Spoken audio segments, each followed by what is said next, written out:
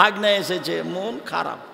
আর মাকে পরীক্ষা করে দেখেন, বউকে পরীক্ষা করে দেখবেন, আপনার বউয়ের সামনে একটা নতুন 100 টাকা নিয়ে 1000 টাকার নোট আপনার মাকে দিয়ে দেন, দেখে আপনার বউয়ের মুখখান দেখেন। উপস্থিত বৈঠকের মুসলিম বোন, আমি আপনার নিন্দা করিনি, আমি আপনার নিন্দা করিনি। আব্দুর রাজ্জাক সাহেব কি বলেন? আমি আমার শ্বশুর শাশুড়িকে আমার স্বামী যা দেয় তার চেয়ে বেশি দিয়ে আমার স্বামীকে না দিয়ে আনে আমার শ্বশুর শাশুড়িকে টাকা দিই। হ্যাঁ, আমি ওইটাই চাচ্ছি। আমি একচাটিয়া সবকে খারাপ বলিনি। বৌমা হলেই তার আচরণ খারাপ, এ কথা নয়। আল্লাহ রাসূল বলেছেন যে মহিলা শয়তানের বেশ ধরে আসলো, শয়তানের বেশ ধরে গেল। তাহলে কি আল্লাহ রাসূল আয়েশাকে কথা বলেছেন? জি না। তাহলে কি আল্লাহ রাসূল খাদিজা রাদিয়াল্লাহু তাআলাকে কথা বলেছেন? জি না। আপনি বৌমায়ে বাড়ির, সেই জন্য আপনি খারাপ হবেন, এই কথা আমি বলতে চাইনি। সাধারণত বৌমারা এটা সহ্য করতে পারে না, সে আমি বললাম সদাচরণ কাকে বলে। ভাইয়ের সাথে কে যদি জানতে পারে, কেউ যদি শুনতে পায়, খারাপ লাগবে, এটার নাম পাপ। এটা করব, এটার নাম পাপ। আবার বলি, আল্লাহর নবীকে জিজ্ঞাসা করা হলো, আল্লাহর নবী বলেন তো পাপ কি জিনিস, নেকি কি জিনিস? তো আল্লাহ রাসূল উত্তরে বললেন, নেকি হলো ভালো আচরণ। কই আল্লাহ রাসূল তো বললেন না নেকি হলো দান। কই আল্লাহ রাসূল তো বললেন না নেকি হলো হজ। কই আল্লাহ রাসূল তো বললেন না নেকি হলো তাসবিহ তাহলিল জিকির আজকার, নেকি হলো কোরআন তেলাওয়াত। এভাবে বললেন না। জিজ্ঞাসা হলো নেকি কি জিনিস, তখন উত্তরে কি বললেন? ভালো আচরণ। নেকি হলো ভালো আচরণ। পাপ হলে যা অন্তরে ধাক্কা খায় তার নাম পাপ। ভিন্ন ধরনের বিষয় হলো সদাচরণ। সম্মানিত দ্বীনি মুসলিম ভাই বোন, মানুষের জীবনে সবচেয়ে গুরুত্বপূর্ণ জিনিস হলো সদাচরণ। মহান আল্লাহ বলেন, খুজিল আফওয়া ওয়ামুর বিল উরফে ওয়ারজানিল জাহিলিন।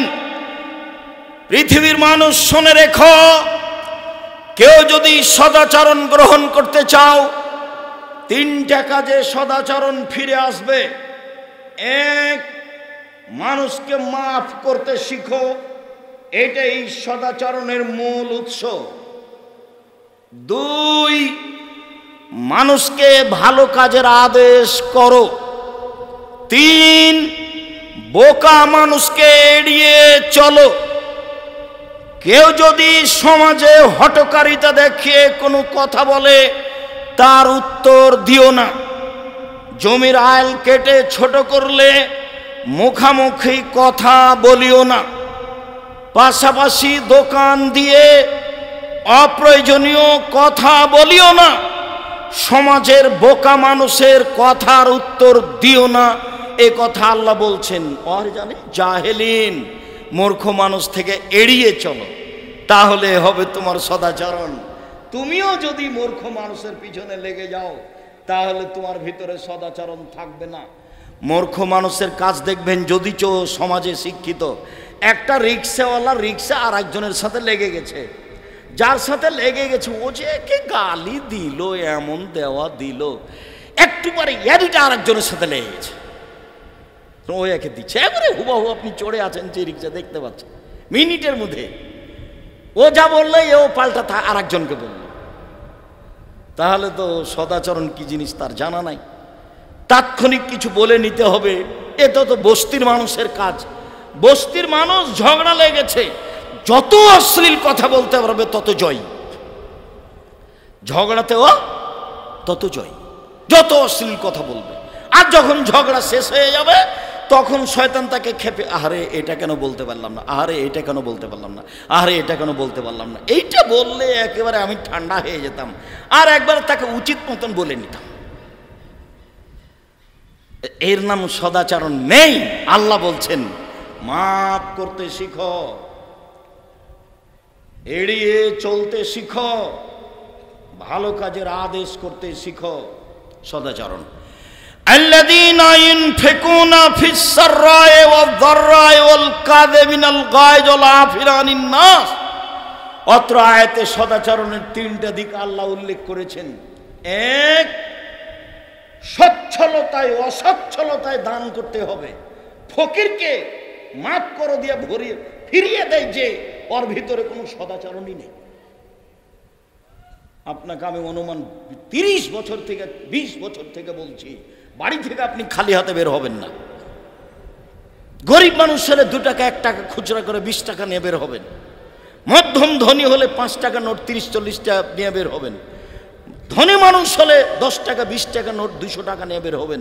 যত ফকির সামনে আসবে তাকে 10 টাকা করে দিবেন। কেন আপনি বললেন যে মাফ করেন?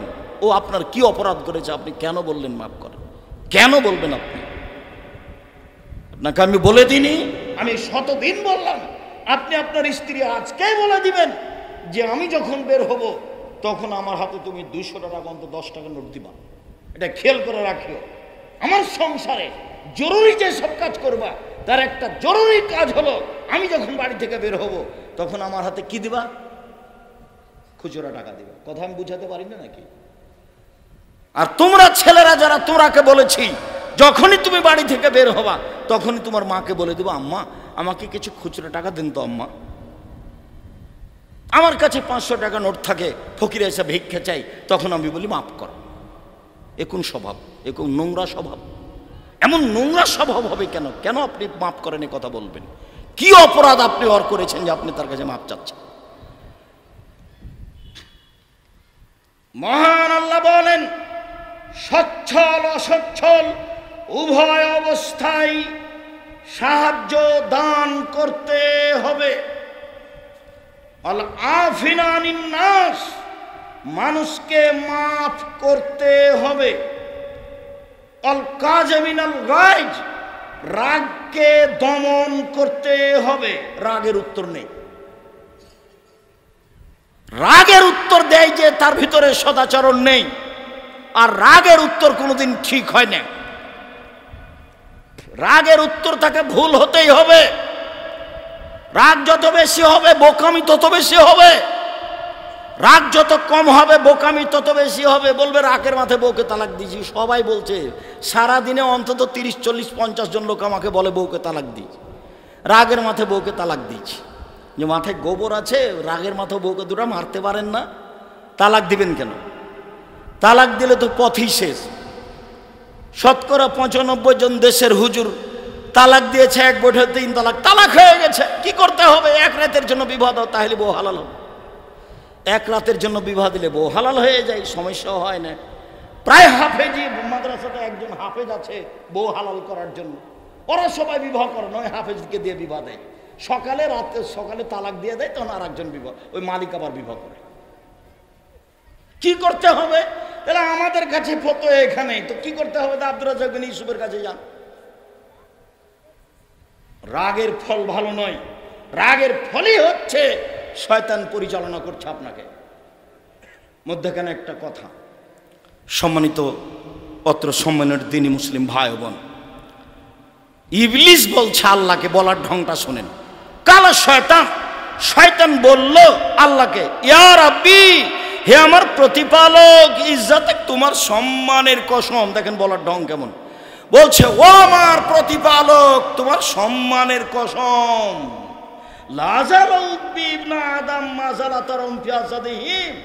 আদমের ছেলে মেয়েকে আমি ভুল পথে ভ্রান্ত পথে নিয়ে যাব যাব যাব, যতদিন পর্যন্ত তার দেহে শ্বাস থাকবে।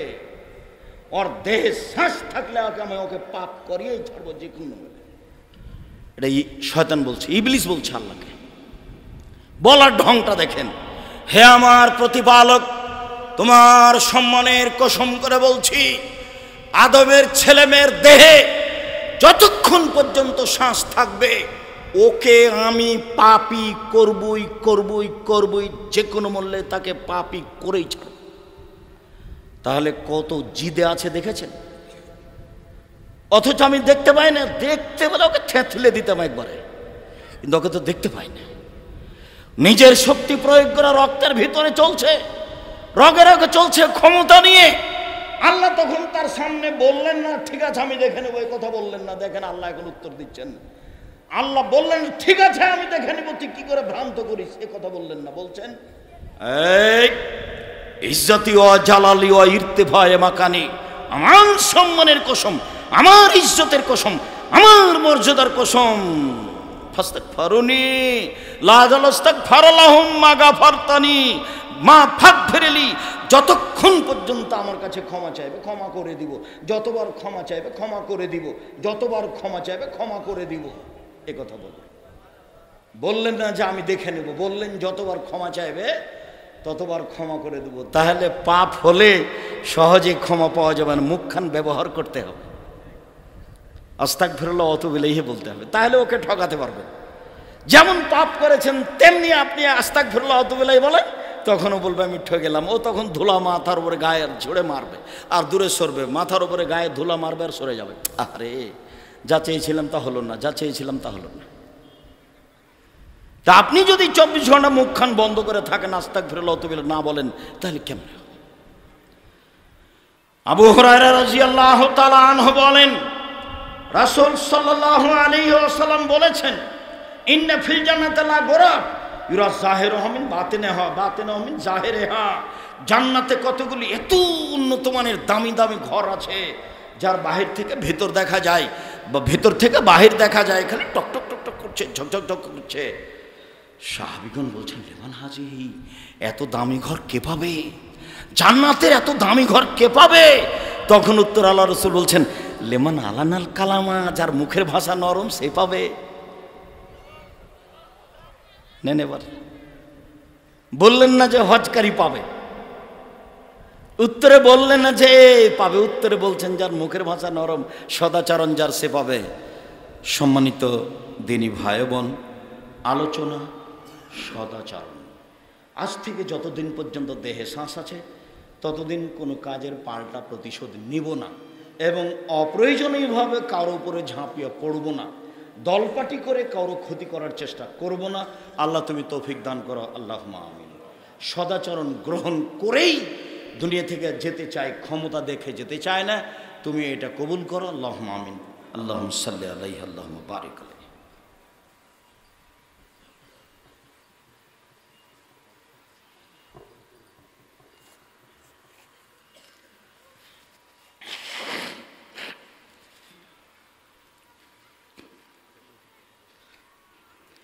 আলহামদুলিল্লাহ ওয়াহদা আসসালাতু ওয়াসসালামু আলা মান লা নবিয়্যা বাদা।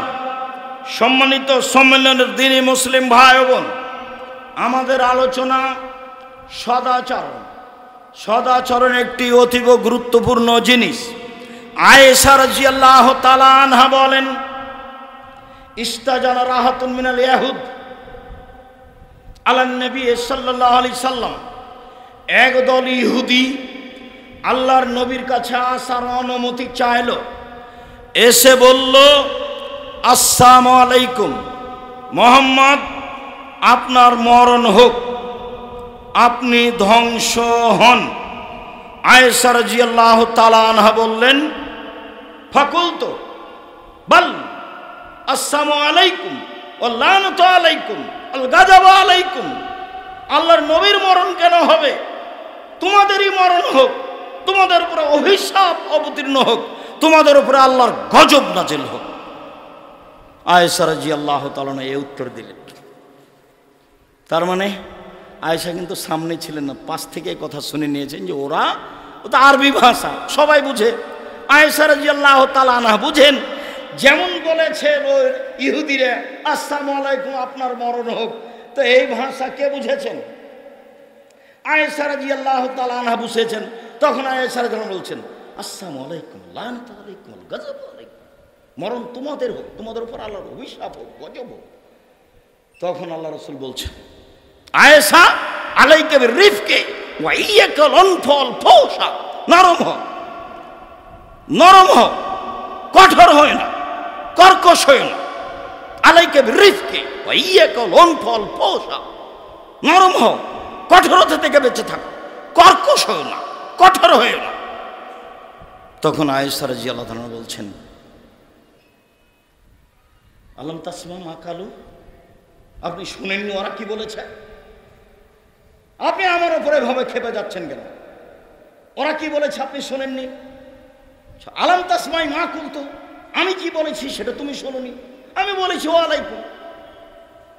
তোমরা আমার মরণ চেয়েছো, আমি বলেছি ওয়ালাইকুম, তোমাদের মরণ হোক। আমি তো পাল্টা মুখের উপরে বলেই দিয়েছি ওয়ালাইকুম। তোমরা যা বললে সেটাই তোমাদের, তোমরা যা বললে সেটাই তোমাদের। কোনোদিন কারো গালির উত্তর দিবেন না। মোবাইলে যখন আমাকে কেউ খুব গালি দেয়, দিতে দিতে যখন বন্ধ করে, তখন আবার আমি পাল্টা রিং দিয়ে বলি, ভাইজান আপনার মনে হয় মোবাইলের টাকা শেষ হয়ে গেছে, মনে হয় গালি বাকি ছিল, তো আপনার দেওয়া শেষ হয়নি, যদি আর কিছু থাকে তো একটু বলে নেন।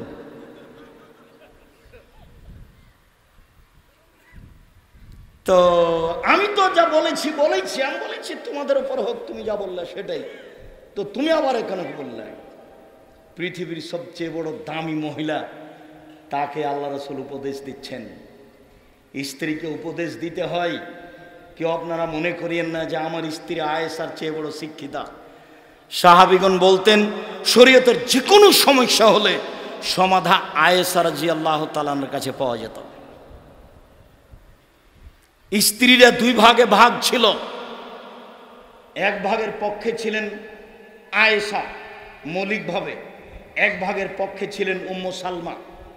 উম্মু সালমার সাথে যারা ছিলেন তারা বলেছিলেন, আপনি আল্লাহর নবীকে বলেন জনগণ খালি আয়েশার দিনে হাদিয়া দেয়, কলা দিয়ে আসো আয়েশার রাত যেদিন, দুধ দিয়ে আসো আয়েশার রাত যেদিন, ফলমূল দিয়ে আসো আয়েশার রাত যেদিন। আমরা খুব কষ্ট পাই, আমরা তো রাসূলের স্ত্রী, আমাদের দিনে কেন দিবে না মানুষ হাদিয়া? খালি কেন আয়েশার দিনে দিবে? মানুষ মাত্র যেটা হয়। তখন উম্মু সালমা বললেন, কোনো কান দিলেন না। উম্মু সালমা অধীনস্থ রাসূলের স্ত্রীদেরকে বললেন, আমি বলেছিলাম আপনাদের কথা, আল্লাহ রাসূল তার কোনো উত্তর দেননি। তখন সবাই মিলে ফাতেমাকে বলল, ফাতেমা একটু তোমার আব্বাকে বলো না, আমাদের খুব কষ্ট হয়। তখন ফাতেমা বলছে, আব্বা আপনি সব স্ত্রীর দিনই মানুষের হাদিয়া নেন না কেন? সবার দিনই নেবেন। তখন আল্লাহ রাসূল বলছেন, ফাতেমা আয়েশার ব্যাপারে কষ্ট দিও না, আমি সবার সাথে রাতে থাকি, কারোর সাথে তো জিবরাইল আসে না। আমি যখন আয়েশার সাথে থাকি, একই বিছানে একই ল্যাপের নিচে আছি, দেখি আয়েশা জিবরাইল চলে এসেছে। এক বিছানে তিনজন, আমি আয়েশা জিবরাইল, এক ল্যাপের নিচে তিনজন, আমি আয়েশা জিবরাইল। তাহলে আয়েশার মান মর্যাদা কত উপরে, আয়েশা কত দামি। রাসূল সাল্লাল্লাহু বলছেন, কামলা মিনার রিজালে কাসীর ওয়ালাম ইয়াকবাল মিন নিসাল্লাহ সালাসা, বহু পুরুষই বড় বড় জান্নাত লাভ করেছে, করবে, মহিলারা তেমন বড় জান্নাত লাভ করতে পারেনি, মাত্র তিনজন। ইমরাত ফেরাউন, ফেরাউনের স্ত্রী আসিয়া বিনতে ইমরান, ইমরানের মেয়ে মারিয়াম, ঈসা আলাইহিস সালামের মা। ফাজলু আয়েশা আলা সাইরিত তামে, ফাজলু আয়েশা আলা সাইরিন নিসায়ে কাফাজলি সারিদে আলা সাইরিত তামে। আয়েশার সম্মান পৃথিবীর সকল মহিলার উপরে। সারিদ খাদ্য যেমন সকল খাদ্যের উপরে, গোস্তের ঝোলে রুটি ভিজালে তাকে সারিদ বলে। সারিদ সবচেয়ে ভালো খাদ্য।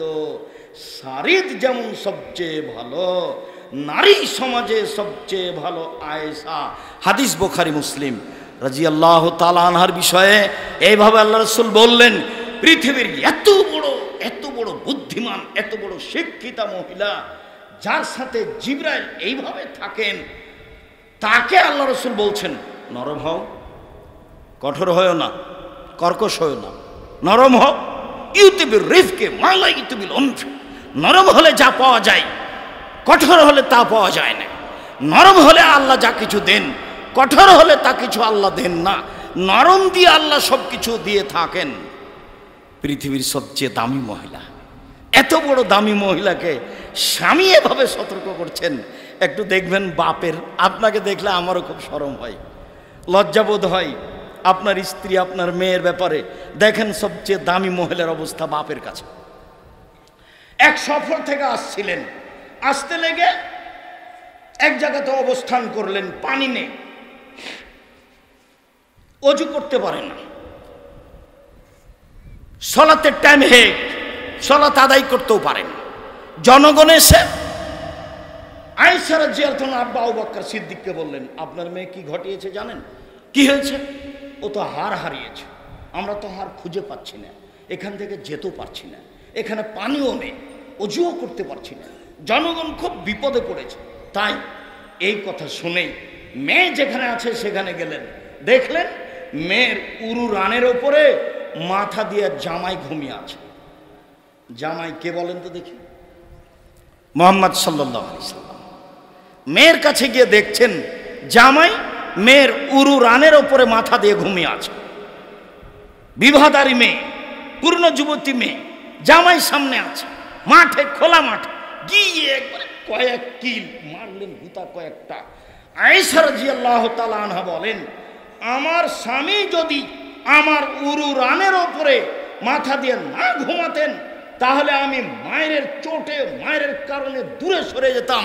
আমি শক্ত হয়ে থাকলাম যাতে করে আমার স্বামীর ঘুম না ভাঙে। পৃথিবীর সবচেয়ে বড় মানুষে মারলেন আবু বকর সিদ্দিক। নবী রাসূল ব্যতীত পৃথিবীতে সবচেয়ে দামি মানুষ আবু বকর সিদ্দিক রাদিয়াল্লাহু তাআলা।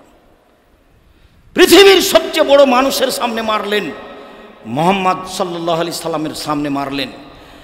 পৃথিবীর সবচেয়ে বড় মহিলাকে মারলেন, আয়েশা রাদিয়াল্লাহু তাআলা আনহাকে মারলেন। খোলা মাঠে মারলেন, দিন দুপুরে মারলেন, 1400 মানুষের সামনে মারলেন, বিবাহদারী মেয়েকে মারলেন, পূর্ণ যুবতী মেয়েকে মারলেন, সবচেয়ে বড় মানুষের সামনে মারলেন, সবচেয়ে বড় মানুষে মারলেন, সবচেয়ে বড় মহিলাকে মারলেন, জামাইয়ের সামনে মারলেন, বিবাহদারী মেয়েকে মারলেন, পূর্ণ যুবতী মেয়েকে মারলেন, দিন দুপুরে মারলেন, খোলা মাঠে মারলেন, হাজারো মানুষের সামনে মারলেন। এত বড় বাপে এত বড় বেটিকে এত বড় মানুষের সামনে খোলা মাঠে মেরে দিলেন।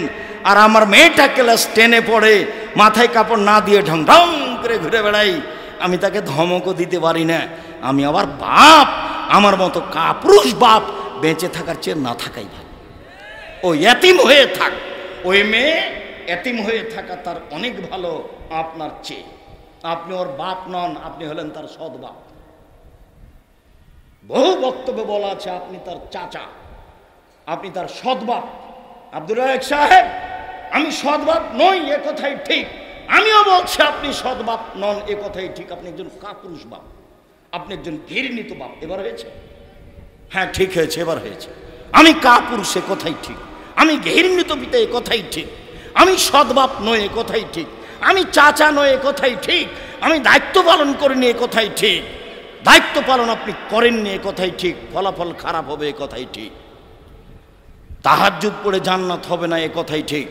সম্মানিত অত্র সম্মেলনের দিনে মুসল্লি ভাই ও বোন, রাসূল সাল্লাল্লাহু আলাইহি সাল্লাম বলেন সদাচরণ। আবু হুরায়রা রাদিয়াল্লাহু তাআলা আনহু বলেন রাসূল সাল্লাল্লাহু আলাইহি সাল্লাম বলেছেন আর রাহমু শুহনাতুন মিনার রহমান, সদাচরণ রহমান থেকে নির্গত হয়েছে। আল্লাহর রহমান শব্দ থেকে সদাচরণ নির্গত হয়েছে, দয়া হতে।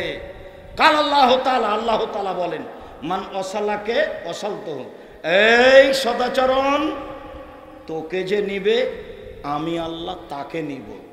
এই সদাচরণ মান কাতাকে কাতাতহু, তোকে যে ছেড়ে দিবে আমি তাকে ছেড়ে দিব। যার সদাচরণ নেই তার আল্লাহ নেই। কিভাবে থাকে? হিন্দু যেভাবে থাকে,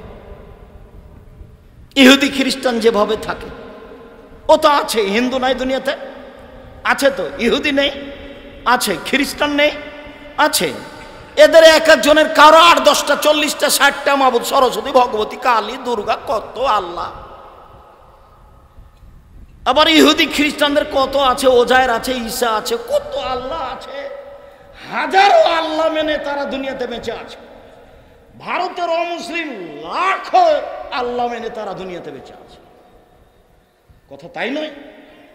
তাহলে আমার প্রতি আল্লাহর দয়া নেই, তারপর আমি বেঁচে আছি। ওরা যেমন আছে, আমি আল্লাহর দয়া দিয়ে বেঁচে নেই, এই কথাই ঠিক। কেন? আমার সদাচরণ নেই। আমি একজন দাম্ভিক, আমি জোর করে মানুষকে জেল হাজতে দিয়েছি, আমি জোর করে জমি দখল করেছি, আমি মানুষকে মানুষই মনে করি না। আমি যখন তখন তার বদনাম করি, দোকানে বসে আড্ডা পিটি, নির্দ্বিধাই এর ওর বদনাম করে চলি। সব সময় চলছে সদাচরণ। কখন বিক্রি হয়ে গেছে। দেশের একজন বড় মাওলানা, জামিয়া সালাফের রূপগঞ্জ, নারায়ণগঞ্জ, ঢাকার পাশে একটা প্রোগ্রামে গেছে, মৌলানা সাহেব 2 ঘন্টা কথা বললেন, 2 ঘন্টায় মানুষের বদনাম করলেন। একবারে মানুষের কাছে বড় মৌলানা, মৌলানা মানুষ, মৌলানা বুঝতে পারেনি মৌলানা কাকে বলে, জনগণ বুঝতে পারেনি জনগণ কাকে বলে। আমার কথাটা মেনে চলার চেষ্টা করেন। 4টে: 1 5 ওয়াক্ত সালাত, 2 হালাল রুজি, 3 কোরআন তেলাওয়াত অন্তত সূরা ইখলাস, 4 দুজন যেখানে বসে আছে সেখানে বসবেন না, চিরদিনের জন্য হারাম। আজ থেকে কোনো দিন দুজন যেখানে বসে আছে সেখানে বসবেন না। দোকানে গেছেন, আসসালামু আলাইকুম, ল্যাংটা মেয়ে আসছে দোকানে, আসসালামু আলাইকুম, আমি 1 কেজি লবণ নিব আর 100 মরিচ দেন তো, মেপে দেওয়া হয়েছে, টাকা দিয়েছেন, আসসালামু আলাইকুম, ওখানে আপনি বসবেন না। কই, আমরা তো জীবনে কোনোদিন দোকানে বসিনি, বেঁচে আছি তো, আমরা মরে গেছি? আমরা কোনোদিন দোকানে বসে 1 কাপ চা খাইনি, আমরা তো বেঁচে আছি, মরে গেছি নাকি? দুনিয়া থাকা যায় তো? কে বললে থাকা যায় না? কেন আপনি ওখানে বসলেন? আর কত সুন্দর মানুষ, টাকা আছে, প্রতি বছর হজ করে, উমরা করে, এশার সালাত আদায় করে সুন্দর করে দোকানের উপরে বসে আছে দোকানে, আর ল্যাংটা মেয়ে নাচছে আর মাথায় টুপি দিয়ে আছে। আচ্ছা, এই যদি ভালো মানুষ হয় তো খারাপ কে? এও যদি ভালো মানুষ হয় তাহলে খারাপ কে? দোকানে বসে আর একজনের বদনাম করছে। সদাচরণ কাকে বলে? নম্র আচরণ কাকে বলে? প্রত্যেক ভালো কথাও ভালো কর্মের নাম সদাচরণ। আলোচনার শেষে চলে আসলাম। আয়েশা রাদিয়াল্লাহু তাআলা আনহা বলেন, রাসূল সাল্লাল্লাহু আলাইহি সাল্লাম বলেছেন, রাহিমু মুআল্লাকাতুন বিল আরশে, সদাচরণ আরশের সাথে ঝুলন্ত অবস্থায় আল্লাহর আরশকে চেপে ধরে আছে। সদাচরণের জন্য একটা আকার আকৃতি আছে। সদাচরণ আল্লাহর আরশকে চেপে ধরে ঝুলছে। ঝুলন্ত অবস্থায় সদাচরণ বলছে, আমি সদাচরণ বলছি, মান ওয়াসালানি ওয়াসালাহুল্লাহ, যে আমাকে নিবে আল্লাহ তাকে নিবে, ওমান কাতানি কাতাহুল্লাহ, যে আমাকে ছেড়ে দিবে আল্লাহ তাকে ছেড়ে দিবে। হাদিস বুখারী মুসলিম। কি বুঝলাম? আমার সাথে আল্লাহ নেই, আমি বেঁচে আছি অমুসলিমদের মতো হয়ে। আমি মানুষকে গালি দিয়ে অকথ্য ভাষায়, আমি আমার ভাইয়ের জমি জোর করে দখল করে নিয়েছি। আমার বাপ মারা গেল 10 বছর হলো, এখন পর্যন্ত আমার বোনকে জমি দিনি। এটা ময়মনসিং। আব্দুর রাজ্জাক সাহেব ময়মনসিং বলে কি বলতে চাইলেন? ময়মনসিং বলে বলতে চাইলাম, ময়মনসিংয়ের সাথে আছে জামালপুর, জামালপুরের সাথে আছে আপনার গাইবান্ধা, রংপুর, লালমনিরহাট, নীলফামারী, কুড়িগ্রাম, পঞ্চগড়, ঠাকুরগাঁ। এরা যদি বোনেরাকে জমি চায় তাহলে অপরাধ হয়েছে, ওকে তখনই বের করে দিব বাড়ি থেকে। তখন আমি বলেছি, তোমার বাপকে যদি আমি কুকুরের চেয়ে খারাপ প্রমাণ করতে না পারি, আমি আব্দুর রাজ্জাক বিন ইউসুফ বক্তব্য দিব না। তুমি আগে প্রমাণ করো। তোমার দাদা মারা গেছে, তোমার বাপ জমি নিবে সকালে আর তোমার ফুফু জমি নিবে বিকেলে, এটা প্রমাণ করো আগে। 10 বছর তো বহু দূরের কথা। তোমার ফুফুকে জোর করে বাড়ি থেকে বের করে দাও তো দূরের কথা, তোমার ফুফুর ওপরে খেপে তোমার বাপ কথা বলবে, এ কথা বহু দূরের কথা। তোমার বাপের জমি নিবে সকালে আর তোমার ফুফু নিবে বিকেলে, এটার প্রমাণ করো দেখি।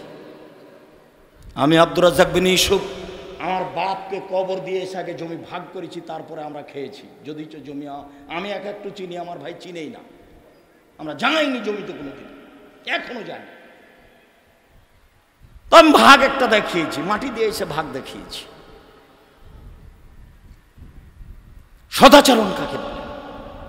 সব দিক থেকে ভালো কথা, ভালো কর্মের নাম হলো সদাচরণ। সম্মানিত দ্বীনি মুসলিম ভাই, আনাস রাদিয়াল্লাহু তাআলা আনহু বলেন, রাসূল সাল্লাল্লাহু আলাইহি সাল্লাম বলেছেন, মান ইউহিব্বু আন ইউরযাকা লাহু আন ইউবসাতা লাহু ফি রিজকিহি, কেউ যদি চায় যে আল্লাহ তার রুজি বেশি করে দেখ, কেউ যদি চায় যে আল্লাহ তাকে ধনী করে দেখ, ওয়াইনসাল্লাহু ফি আসারিহি, কেউ যদি চায় আল্লাহ তার হায়াতকে বেশি করে দেখ। মানুষ বলে না, হাইয়াক আল্লাহ, আপনাকে আল্লাহ দীর্ঘজীবী করুক। তো কেউ যদি অনেক দিন বেঁচে থাকতে চায়, কেউ যদি টাকা পয়সা বেশি করতে চায়, ফলে আসল রাহিমাহু, সে যেন সদাচরণ করে। বুখারী মুসলিম। এই হাদিস আপনাকে আমি কি দিয়ে বুঝাই একটু বলেন তো? হাদিস তো বুখারী মুসলিম, আমি কি দিয়ে বুঝাই? কেউ যদি চায় ধনী হতে, তার মানে আজকে মাকে বলে দিতে হবে, আম্মা ভাগ্নিরা আমার কাছে খাবে, ভাগ্নারা আমার কাছে খাবে, দুলা ভাই আমার কাছে খাবে, আমার বাপের যত আত্মীয় স্বজন আছে সব আমার কাছে খাবে। চিন্তা করবেন, বউ যদি রান্না করে না দেয়, বউ পাল্টাবো প্রয়োজনে 10 বার, কিন্তু আমার ভাগ্না ভাগ্নি, আমার যত আত্মীয় স্বজন, আমার বাপের যত বন্ধু বান্ধব সব আমার কাছে খাবে। আপনি একাই খান, আল্লাহ আপনার হাতে একজনের রুজি দেয়। যখন আপনার স্ত্রী আপনার সাথে, তখন আপনার হাত দিয়ে 2 জনের রুজি। যখন আপনার ভাগ্না ভাগ্নি এসেছে, তখন 4 জনের। যত মানুষ আসবে সবার রুজি আল্লাহ আপনার হাত দিয়ে দিল। এখন রুজি আপনার বাড়লো না কমলো?